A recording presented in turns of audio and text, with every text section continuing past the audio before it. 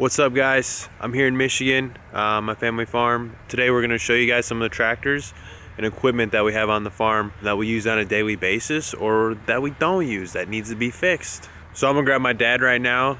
He's going to do a little walk around with us and give us the rundown on all these different tractors.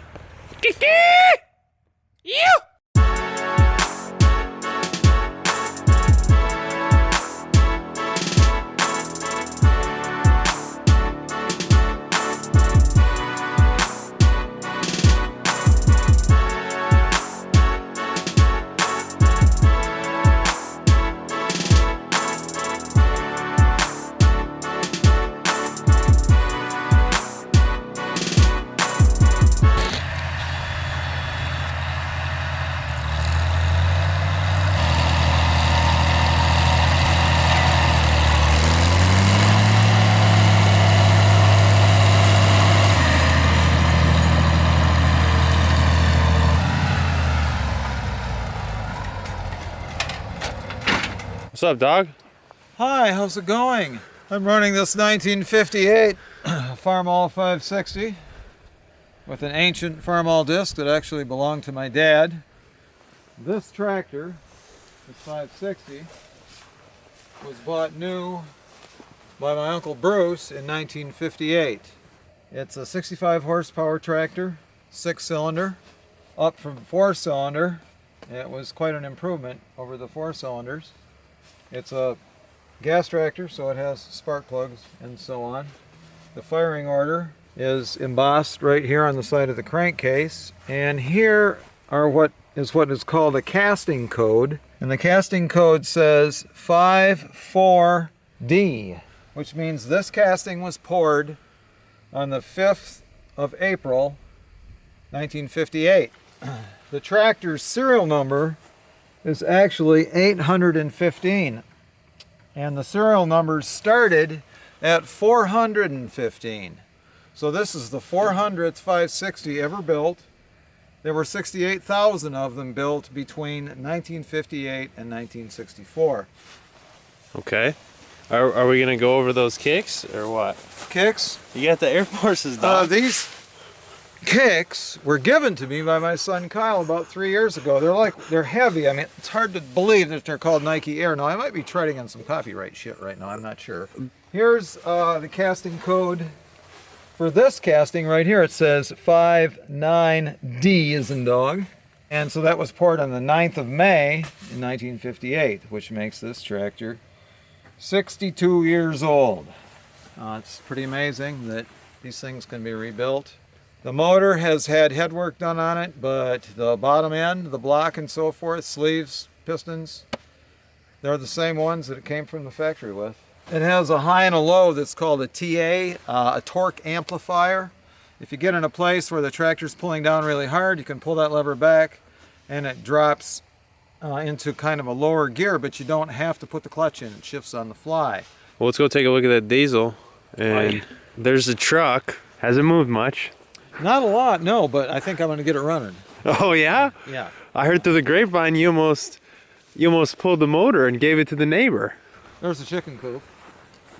Chicken coop construction started today. Big West pulled the old one down and started building the new one. Here's the rest of the squad. This is a BN. It has a Woods 72-inch belly mower on it, rated at only 16 horsepower, but a lot of lawnmowers are rated at that. I think somehow there's a difference, though. That one's got larger pistons than came in it. It had 3-inch pistons, and then now it's got 250 thousandths over 3 inches. What year is it? That is a 1947 on the back and a 1940 on the motor. This tractor was poured in 1953, and this transmission casting is the 17th of April. Yeah, this motor block was poured on the 6th of April, tranny on the 17th. So close, and you can imagine that they didn't care if they matched them up, evidently. What else is special about Super M? Well, the Super M is more powerful than an M. It was an upgrade. The M's, they stopped production of the M's in 1952 and started production of Super M's in 1952. That Super M over there is a 52. But the Super M has 264 cubic inches, and the M has 248. And these are motors with sleeves in them. And after a lot of aftermarket people decided, hey, wait a minute, we can make those sleeves thinner and increase the cubic inches. So even though this was stock 264, it's actually 281 now, because they put in, instead of 4-inch pistons, it has 4 1/8-inch pistons. So this tractor has no power steering though. That is correct. And Power steering. but it's a good little tractor. Gets the job done. So one thing that really makes a big difference on this tractor is the loader. Oh yeah, yep. You got to have a loader tractor. I bought the loader and the tractor separately, and a friend of mine, ex-student of mine actually, was a farmer now, fabricated all this metal under here to hang the loader from. So what's the deal with the hydrostatic? Well, International Harvester wanted to come out with something that made it so that you didn't have to use a clutch all the time, and they came out with somebody, I don't know if they actually invented it, probably somebody else did, but they took it, and 1967 they made a bunch of these 656s, and this is it, man. For going forward, you want to go faster, you just keep pushing it ahead.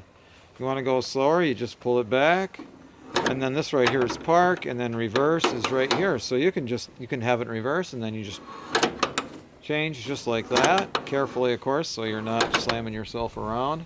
And it's got a high and a low, so that you can go probably 22, 23 miles an hour with it in road gear, which is pretty fast for a tractor.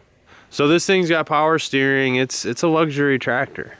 To me it is, yes, absolutely. That takes a lot of weight on the back tires. A lot of farmers will fill up the tires with liquid to give them weight. How much weight is that right there on each tire? That's 150 weight. There's 6. That's 900 pounds right there. Other Super M over here. We don't really need to get into detail, but you said that was the first year they made the Super M, right? Yep. Yeah, I think they were making some M's and Super M's at the same time. And there may be experts out there that know better than I do exactly. I know that tractor's block was poured in July of 1952. And this Super M's got the custom loader. Well, that's not really this is actually a stock loader for the Super M. Really? Yeah. It has more power than the other Super M. It's got these pistons made by Farmall. They're called fire crater pistons, and they're domed on top, big time for extra compression. The ones in the other Super M, they're bigger. I mean, they're bigger than stock, and these are also bigger than stock. They're the same diameter, but those are flat on top, and these got the dome. These tractors originally they were rated at, I'm thinking 49 horsepower. And this one it's got the bigger cube, it's got the dome pistons. We're probably up to about pretty close to 60 horsepower. Well, let's take a look at the project we got going on. So if you remember when we looked at the BN out there with the lawnmower on it, this is a BN forklift. And there was a tractor company down in southern Michigan named Johns, Johns, that made these BN forklifts. They put forks on the back. Instead of the seat being here where you sit, they flipped the seat around, fabricated a frame to put a steering wheel. It's got power steering. It's got quite a large hydraulic pump on the front. And right now I'm working on getting these final drives fixed. We're going to have to take this seal out right here. It's obviously leaking like mad. This right here is a stock sleeve for the BN. It's only 3 inches in diameter. The ones that are in this tractor are 3 1/4 in diameter. But the thing is, these tractors have a clutch, and it's a forklift, so it's not as fast as having something like the trannies that forklifts have, which are like the hydrostatic. You just move a lever back, boom, you're going back, move it forward, you're going forward. So the Kubotas and the newer forklifts have kind of taken the place of these older things. I'm looking into maybe buying some new rings, because I had the head done. The head's over there wrapped up in plastic.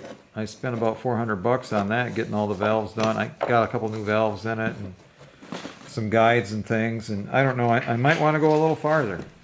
So we're gonna be shooting some farm stuff while we're out here. If you guys have any questions or any comments, or if you're farm experts, let us know. But if you like this stuff, be sure to let us know too.